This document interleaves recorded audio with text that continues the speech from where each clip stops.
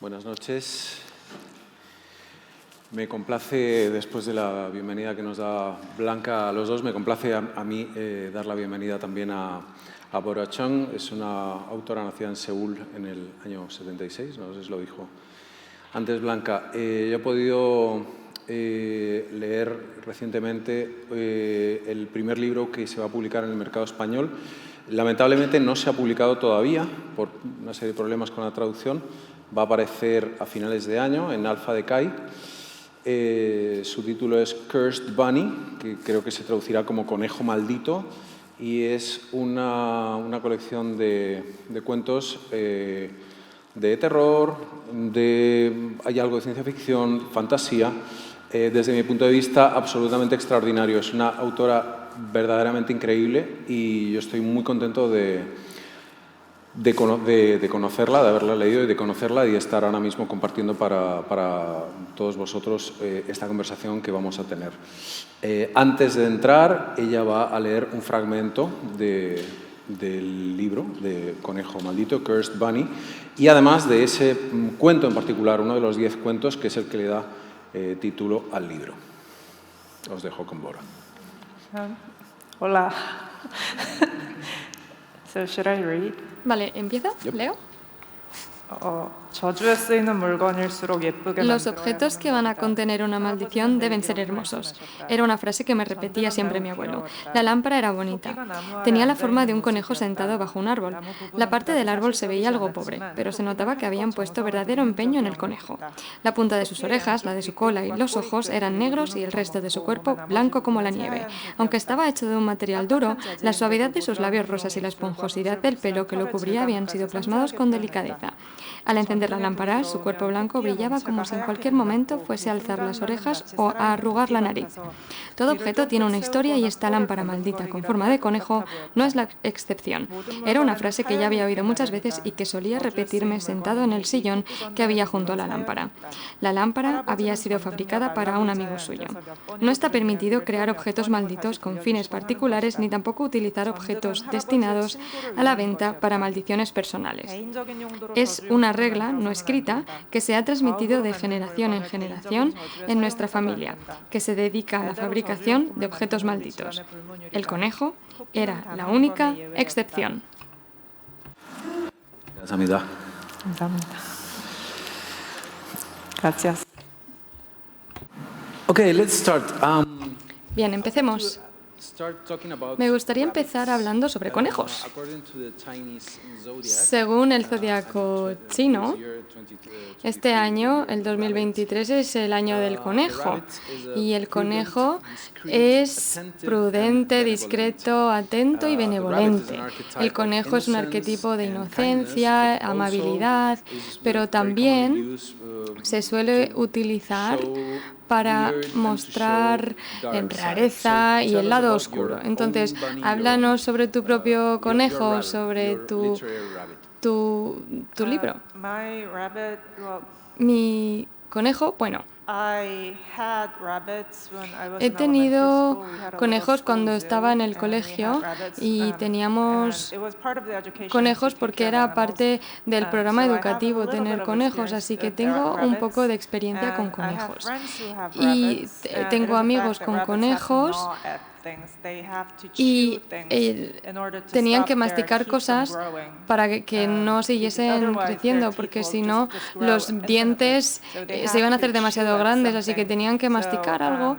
Y mis amigos, los que tenían conejos, tenían esa experiencia.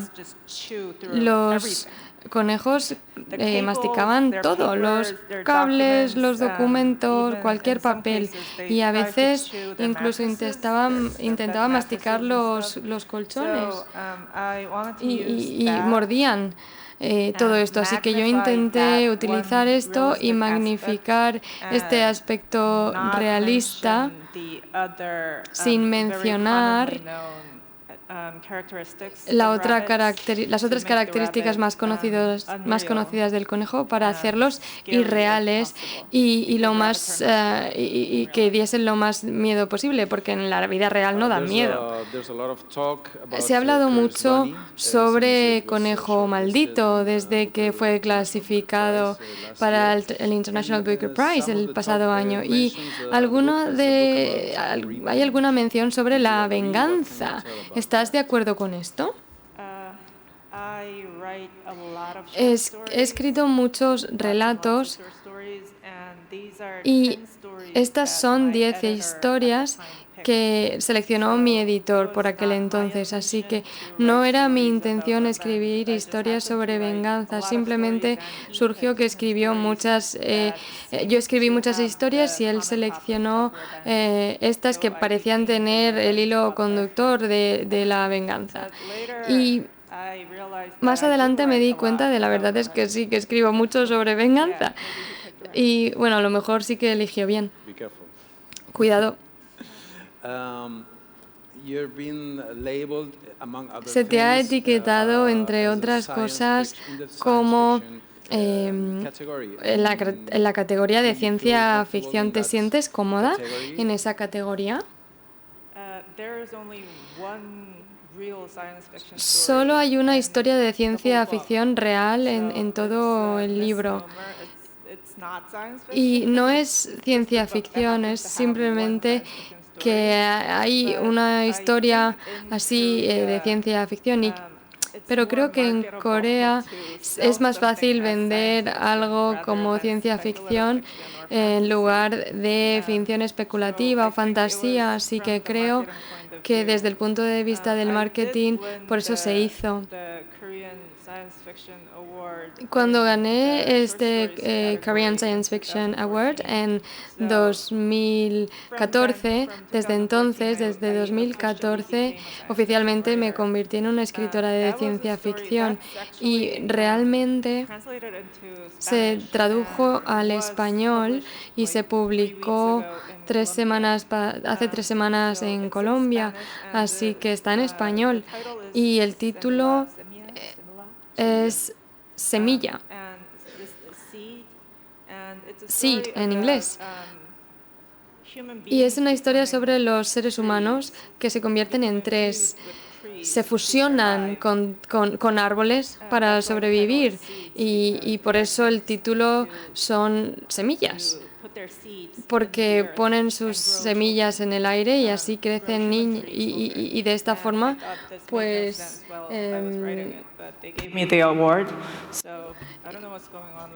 y bueno, y de esta forma así es como surgió y por eso soy escritora de ciencia ficción. Quizás también hay una categoría de marketing, pero aparte de esto, creo que muchas ofertas contemporáneas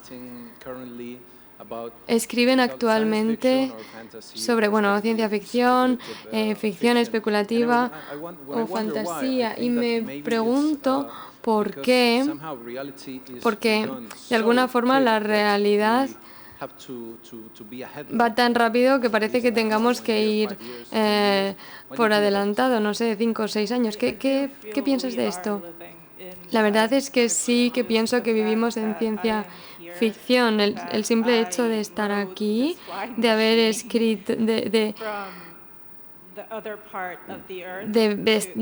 haber llegado desde otra parte del mundo y haber aterrizado aquí en menos de un día, la verdad es que eso es una maravilla. Hace 100 años las personas habrían necesitado por lo menos 2 semanas por el mar y lo he podido hacer en 24 horas. Así que sí, vivimos en ciencia ficción y si cuando miro el móvil, cada vez que lo miro pienso, esto es o ciencia ficción o el infierno. Así que sí, vivimos así y la experiencia de la pandemia, todo se tuvo que ir al formato online y creo que todos lo sentimos. Y ahora con ChatGPT y la inteligencia artificial, que a lo mejor o nos quita el trabajo o a lo mejor va a mejorar la sociedad, todavía no lo sabemos, así que sí, tenemos nuevos problemas y problemas que son ciencia ficción en la realidad. Así que a todo el mundo le interesan estos temas porque es la realidad. Ahora que mencionas la tecnología, creo que vives en Pohang, en Corea, y yo visité Pohang hace 10 años y es la capital de la robótica en Corea y visité un laboratorio de robótica de alta tecnología y conocí, creo que era el androide más famoso del país. Era femenino, que se llamaba ER4. No sé si estás familiarizada con este robot, pero te quería preguntar, con respecto al robot, porque tienes una historia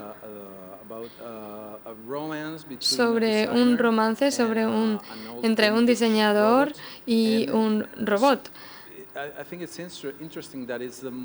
Y es interesante porque es el momento más romántico, al menos lo fue para mí en todo el libro, esta historia de amor entre el diseñador y el robot.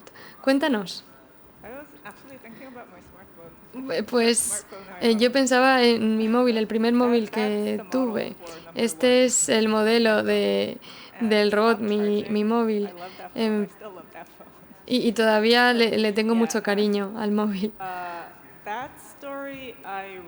La historia la escribí cuando todavía estaba enseñando ciencia ficción en la universidad y tenía muchos estudiantes de ingeniería que estaban aprendiendo estas cosas en clase, en profesores especializados en estos campos y muchas veces distintos estudiantes me decían lo mismo, que la inteligencia artificial, el software puede desarrollar y hacerse incluso más inteligente que los seres humanos, pero lo que es realmente difícil es hacer el hardware que parezca un ser humano, porque todos nosotros tenemos diferentes genes y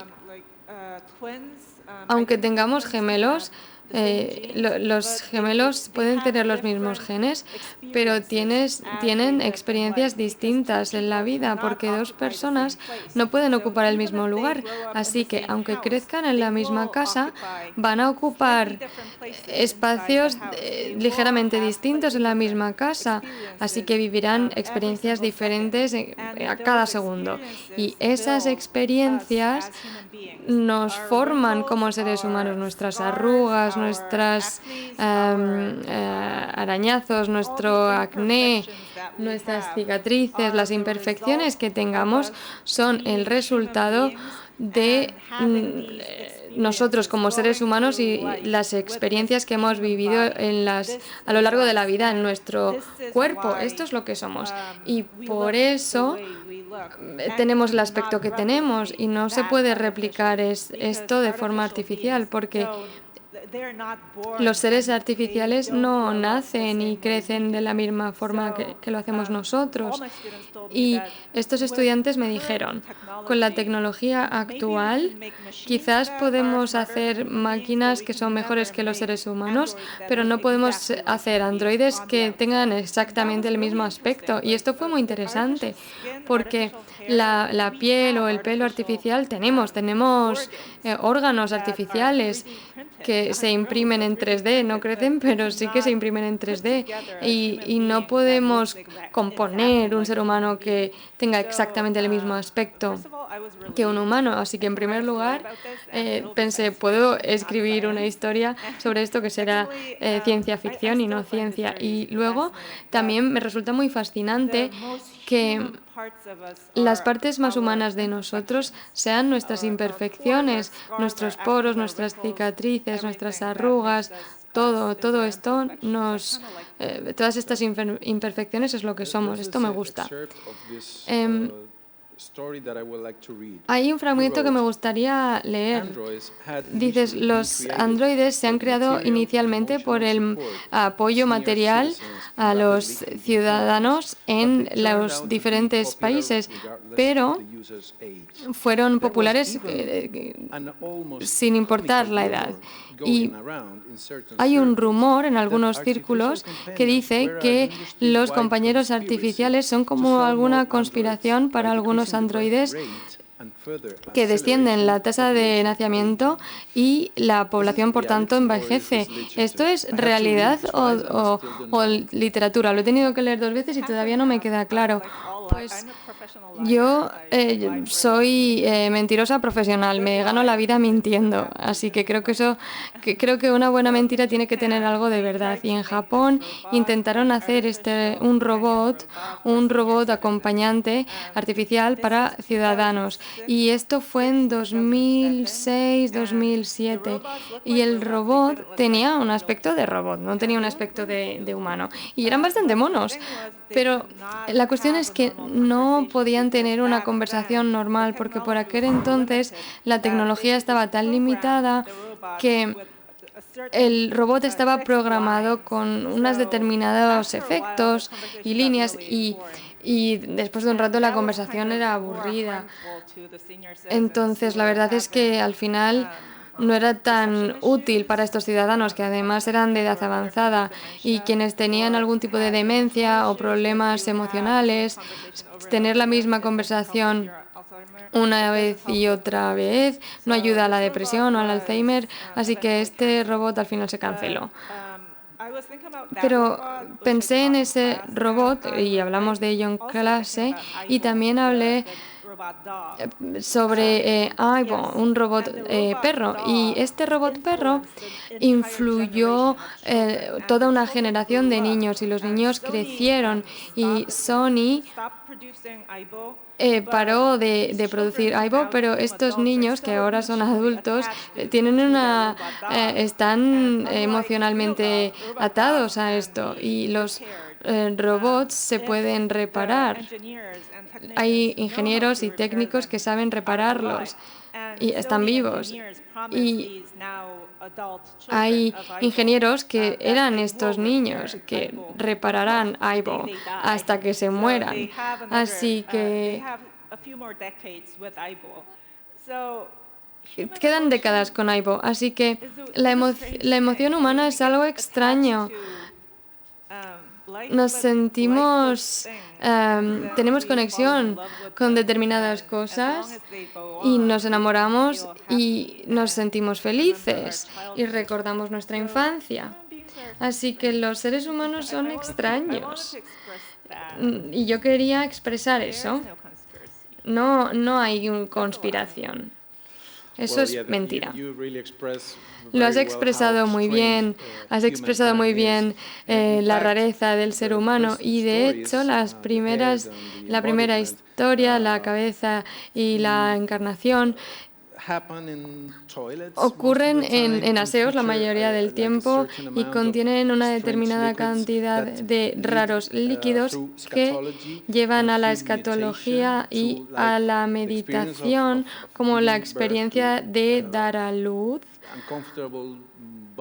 en cuerpos incómodos, mutantes. Háblanos sobre esto. Escribí estas historias cuando tenía unos 20 años, y por aquel entonces, en primer lugar, con respecto a la trayectoria profesional, había una revolución en los 90 y era real, estaba pasando, pero nadie hablaba sobre ello oficialmente. Pero la cuestión es que había un grupo llamado Toilet Culture Civil Union, y esto es real, de verdad. Había una unión civil de cultura de deseo, una especie de sindicato, y ya no hacen campañas, pero en los 90 Había algo así como, encuentra el aseo más limpio, y te daban un premio. De verdad, no es una broma, esto pasaba. Y estábamos intentando cambiar un aspecto específico de la vida de Corea y incluía los aseos públicos, porque nadie esperaba un aseo público en casa. Todos los cambios ocurrían en los aseos públicos, así que era visible. Y en el metro los aseos cambiaban.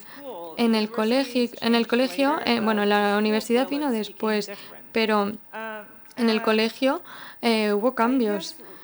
Me imagino que las mujeres las estudiantes eran más sensibles que los hombres, porque a nosotros nos gustan los aseos limpios, y recuerdo intercambiar información sobre a qué baño ir para saber cuál estaba más limpio. Compartíamos esta información, así que era algo muy importante. En segundo lugar, no estaba segura del matrimonio, tener hijos, y esto es algo que aprendí después. En Corea, si una mujer quiere dar a luz, debe estar casada con un hombre. De lo contrario, si da a luz sola, en el certificado de nacimiento dirá la mujer está casada o no casada. Así que básicamente el hijo se le discrimina desde el nacimiento.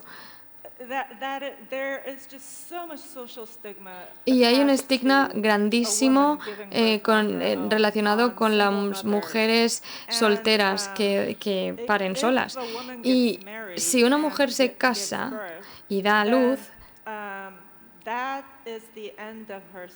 esto es el fin de su vida social en muchas ocasiones. En 2/3 de las veces las mujeres no pueden encontrar un buen trabajo porque está casada y tiene hijos y los tiene que criar.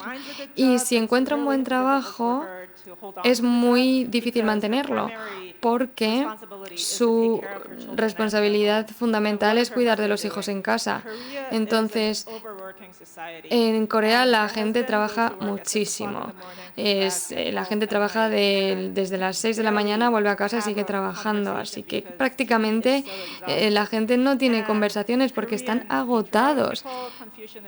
En Corea la sociedad piensa que el hombre tiene que ser el que lleve el dinero a casa. Entonces tiene que trabajar más horas para mantener a la familia, y la mujer no tiene acceso a otras posibilidades económicas. Entonces el padre es el que lleva el pan, y las mujeres se pueden morir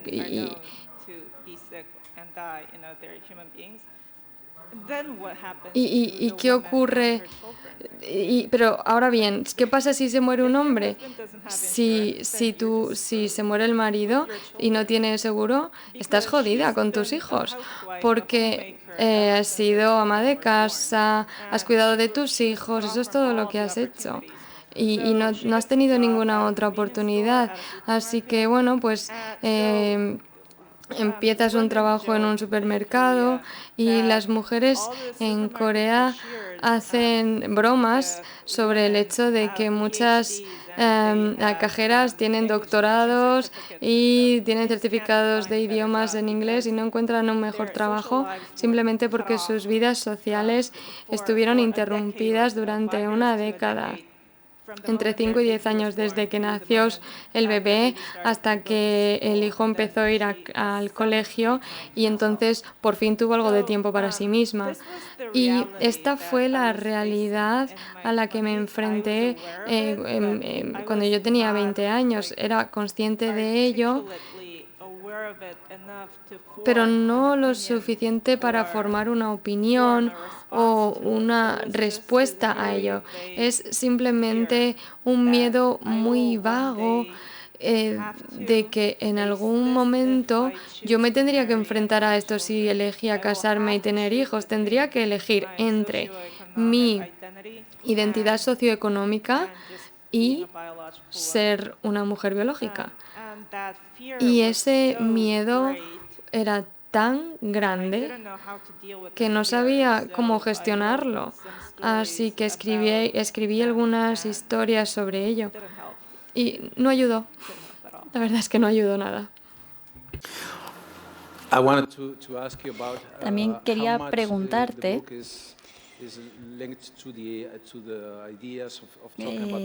cómo de ligado está el libro a las ideas del patriarcado y del capitalismo. Me preguntaba también hasta qué punto, siendo surcoreana, un país donde el confucianismo está muy presente y afecta mucho a la sociedad, porque así lo mencionas. ¿Qué pasa con esto? Bueno, es la peor combinación. Tenemos la peor combinación entre confucianismo y capitalismo. Extrae la energía de las personas, especialmente las mujeres que trabajan en casa. Es un juego en el que todo el mundo pierde.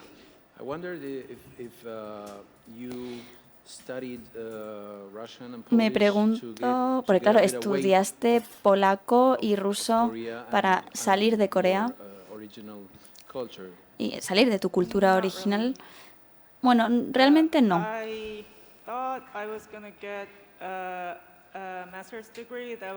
Yo quería estudiar algo de economía o algo de sociales para tener un trabajo. Pero al final lo que pasó es que la vida no es como tú la planeas. Al principio, todo lo ruso estaba prohibido en Rusia durante 50 años, durante la Guerra Fría. Luego cayó la Unión Soviética y se abrieron las compuertas y ya nada estaba prohibido, todo era libre. Y hubo un creciente interés en los 90 por todo lo ruso. Y yo empecé a estudiar ruso porque quería leer el alfabeto ruso. Las últimas historias del libro es la más personal, creo que es la más autobiográfica. Cuando la leemos se puede ver a la autora. Y me pregunto si esto es así, si nos puedes decir algo más sobre este relato. Esta historia tiene lugar en Polonia. Yo estuve allí 10 meses en Cracovia y fue en ese momento estaba triste, estaba sola y no sabía qué hacer después, dónde ir, y esa parte es cierta.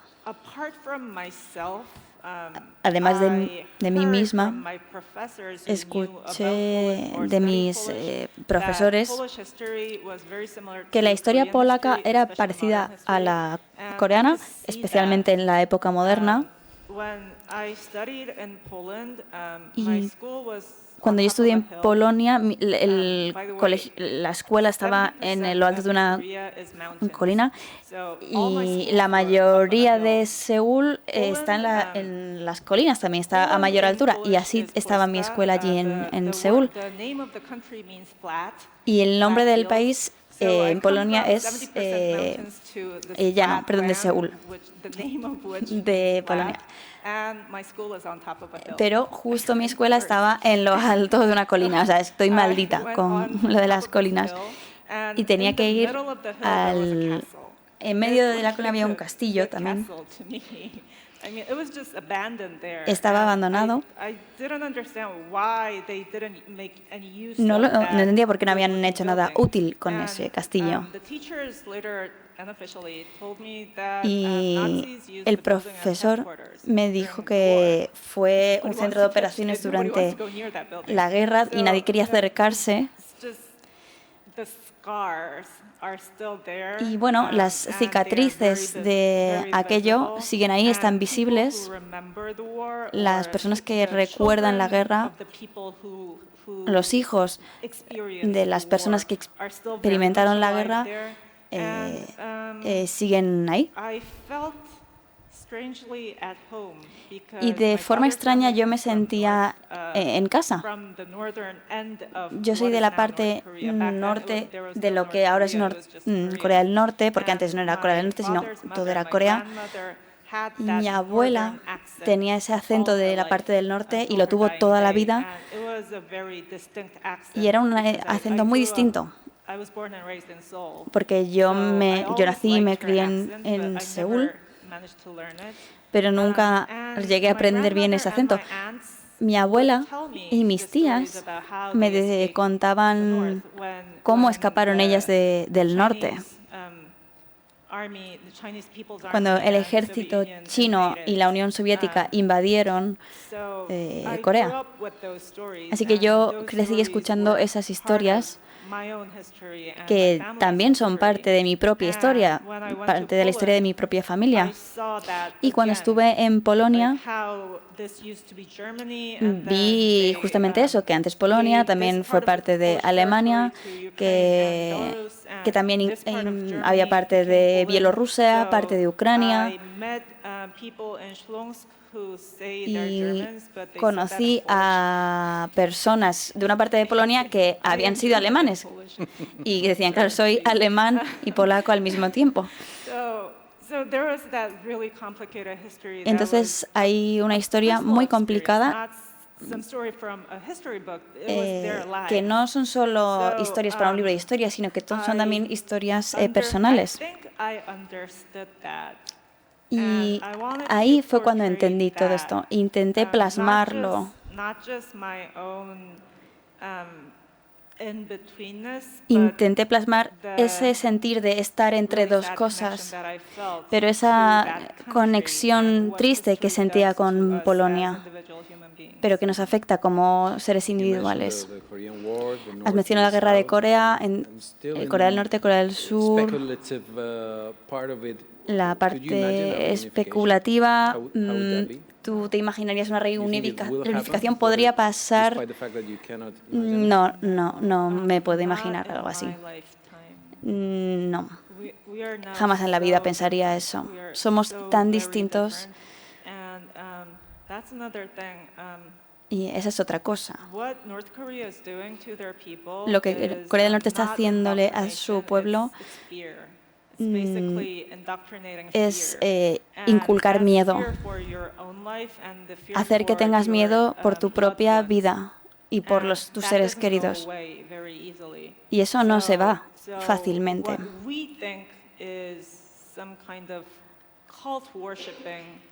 Es decir, hay algo de guerra, o por lo menos así lo pensamos la gente de Corea del Sur, que ellos tienen que salir del miedo. Y nosotros, por nuestra parte, nunca entenderemos ese miedo. Y eso es lo que nos hace tan distinto. Ese gobierno es que simplemente se tienen que morir todos y ya está.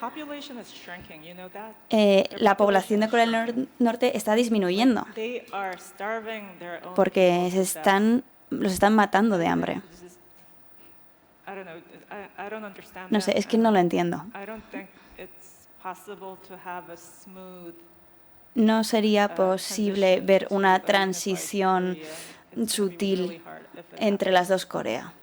No sé cómo sucedería eso. Hablando de otros aspectos de tu escritura, ¿te gustan la mitología clásica? Lo he visto en un par de relatos como de tu libro. ¿Así? Pues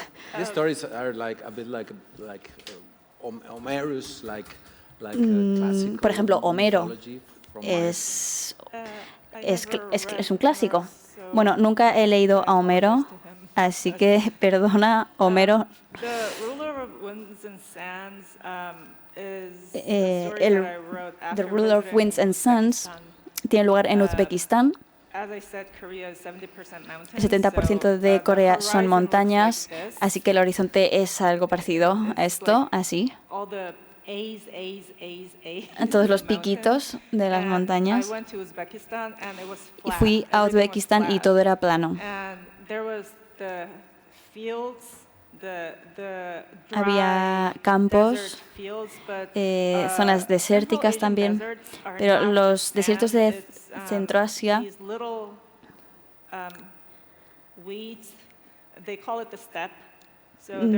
tienen como unos pequeños arbustos, como una especie de estepa, tienen una especie de hierba, como unos arbustos muy bajitos que crecen, pero que nunca se hacen grandes esos arbustos porque el suelo es tan seco que se quedan así.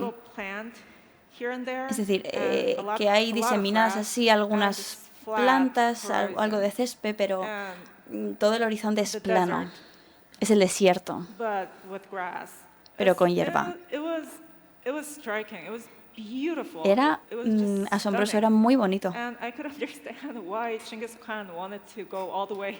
Y solo quería como caminar hacia ese horizonte plano.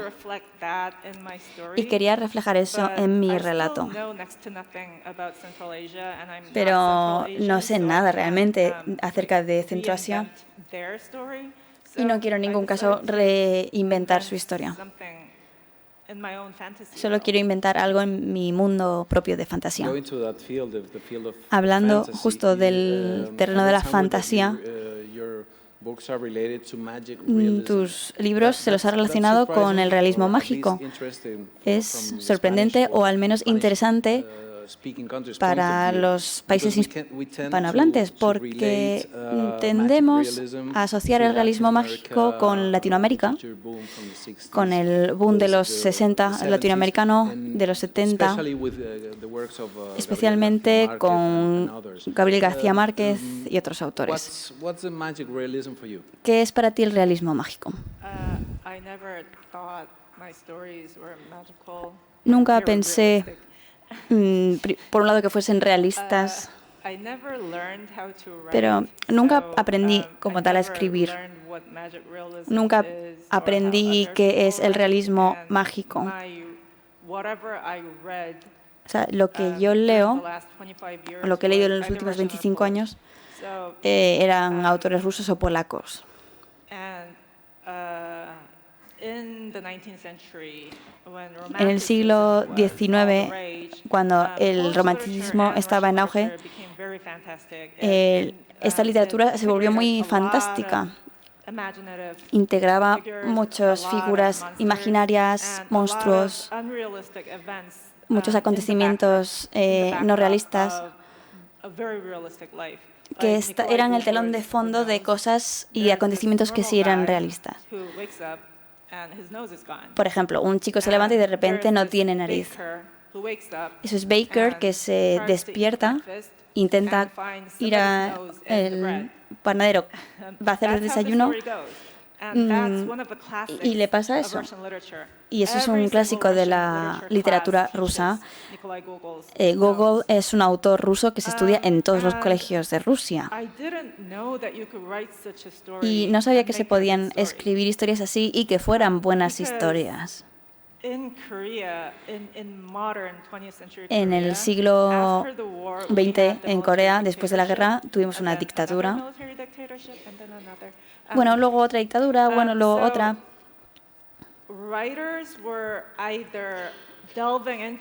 Los escritores buceaban en su propia realidad, filosofía, o estaban ahí fuera luchando contra la dictadura con sus bolígrafos, metafóricamente, o literalmente con trabajo o con protestas.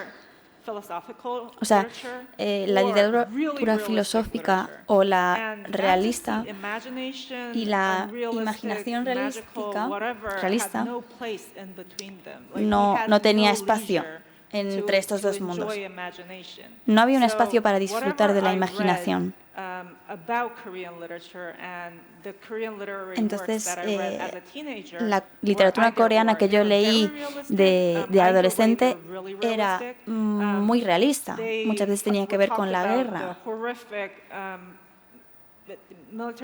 Hablaba, por ejemplo, de los horrores de la dictadura coreana, de las manifestaciones, de los campesinos.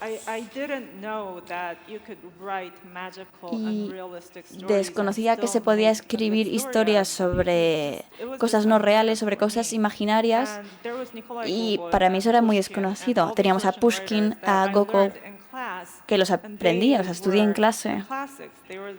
Y ellos eran el canon, eran lo clásico, eran la edad dorada de la literatura rusa. Y eso me impulsó a escribir algo así. No puedo ser tan buena como Pushkin, pero puedo intentar escribir algo como él. Porque, bueno, si él puede, yo también lo puedo intentar. Así que siento que no haya ninguna influencia hispánica, así que pido perdón.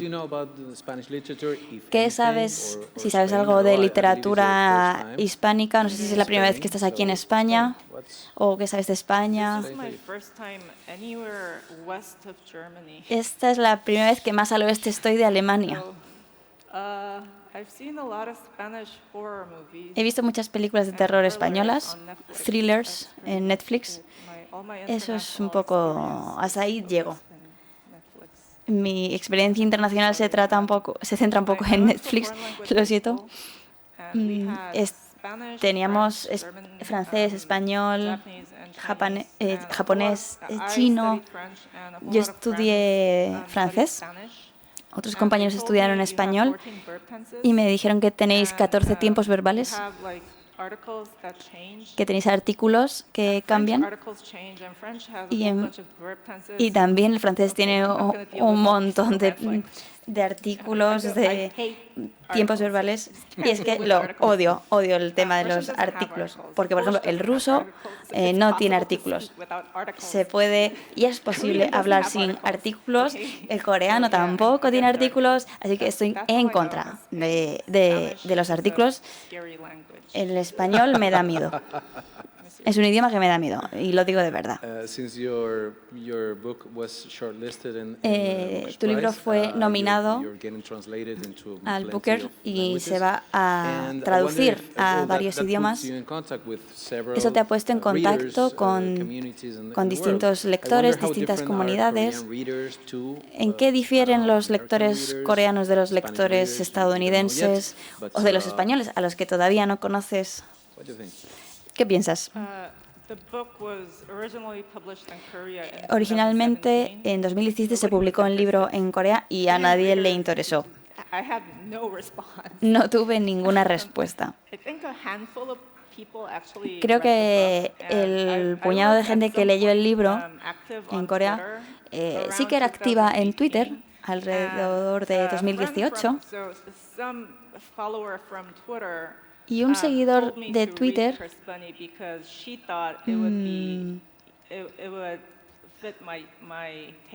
un seguidor de Twitter me recomendó,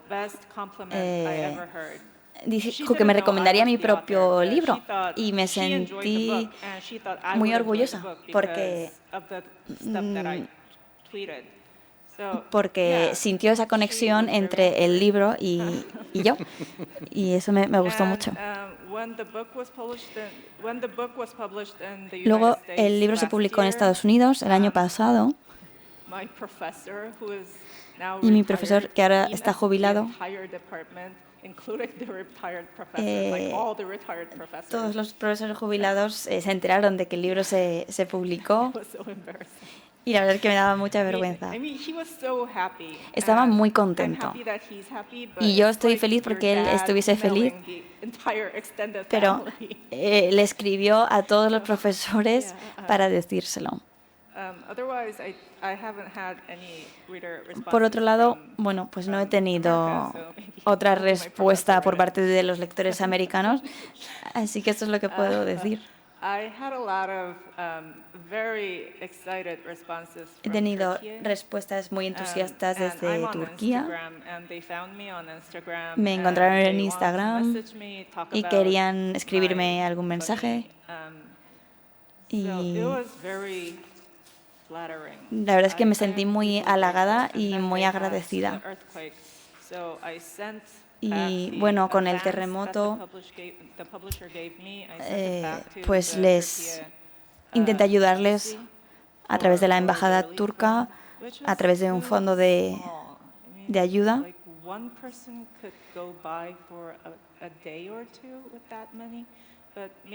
Y ayudé con lo que pude, que a lo mejor yo no sé a quién puede ayudar, pues eso es lo que esperaba, ayudar a alguien.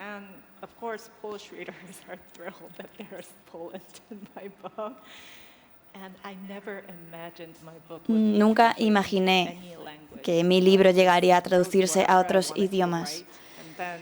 Yo solo quería escribir y solo uno de los relatos que escribí se tradujo al polaco cuando estaba allí en Polonia. Y tuve un encuentro con esos lectores que leyeron en polaco mi libro. Y ahora pienso, ¿qué he hecho? ¿Qué es lo que he hecho? Hay muchas cosas que lamento. Okay, you've been a teacher. Tú has sido profesora. Lo has dejado hace poco por la pandemia. ¿Qué pasó?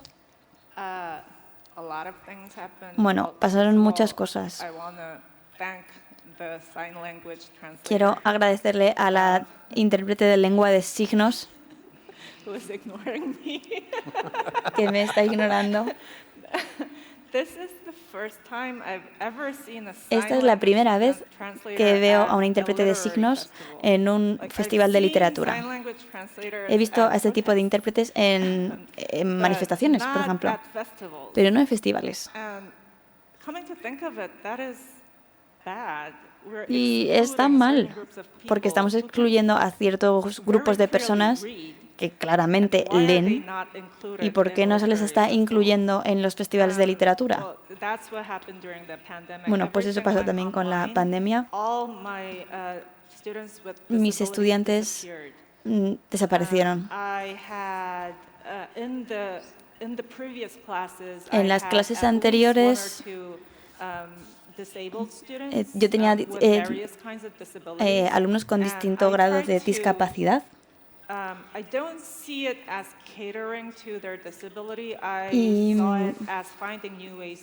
Y estaban enfrentándose a estas nuevas formas de comunicarse, y yo como profesora tenía que intentar transmitir la información para que la persona se enterase.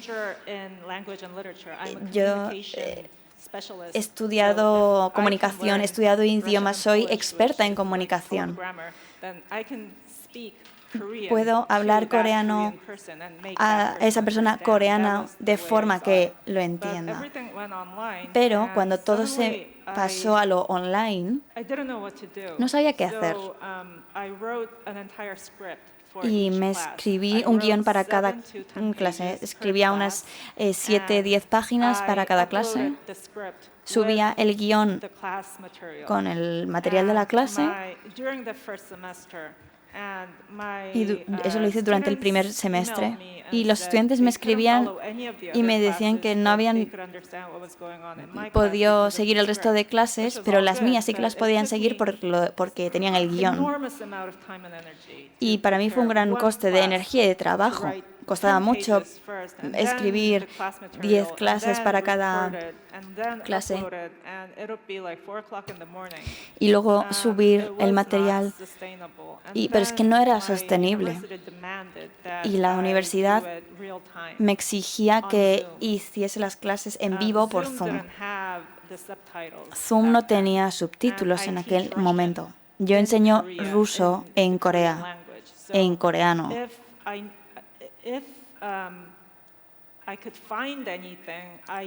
Entonces necesitaba un software que tradujese coreano y ruso, y no existía tal cosa.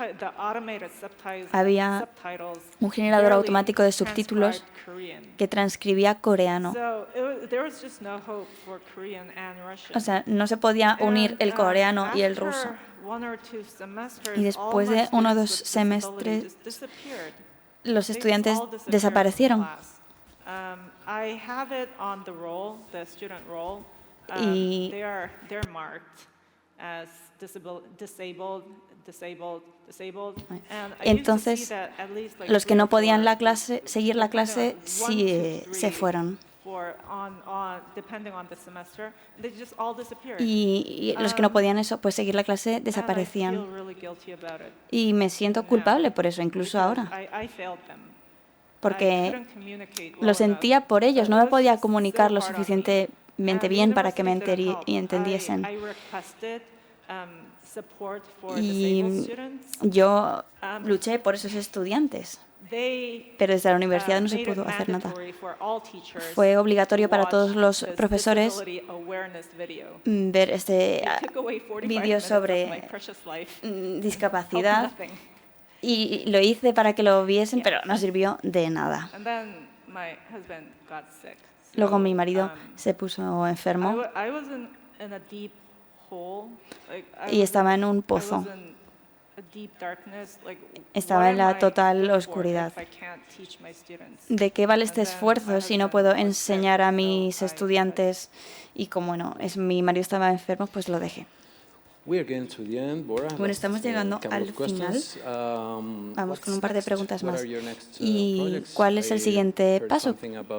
¿Qué vas a hacer en el futuro? ¿Qué vas a hacer con la escritura? Bueno, empecé a escribir ciencia ficción, cómics, relatos acerca de criaturas marinas. Una era un cangrejo, un pulpo, un tiburón. El cuarto era sobre otros peces. Y el último va a ser sobre una ballena. Me tengo que decir todavía por el quinto relato.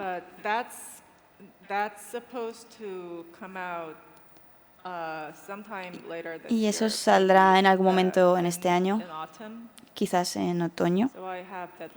Así que tengo una fecha a tope para entregarlo.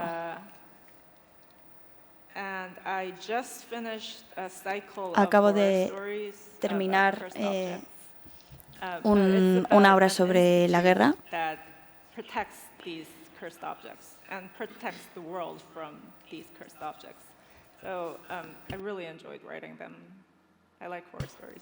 Y me gusta mucho el género del terror, así que también estoy en ello. Tengo que traducir también ficción polaca. Estoy traduciendo una obra polaca y un Zombie Stories, una obra en la que todos mueren, así que perfecto. Bueno, y volviendo a los animales, has mencionado algunos, y esta es la última pregunta. En tu biografía leemos que te encantaría tener un gato. Yo tengo un gato, así que ¿qué pasa con los gatos? A mi marido no le gustan los animales. Yo antes cuidaba de los gatos de mis amigos. Son animales maravillosos. Son criaturas adorables. Muchas gracias, Bora. Pido un aplauso para Bora Chong.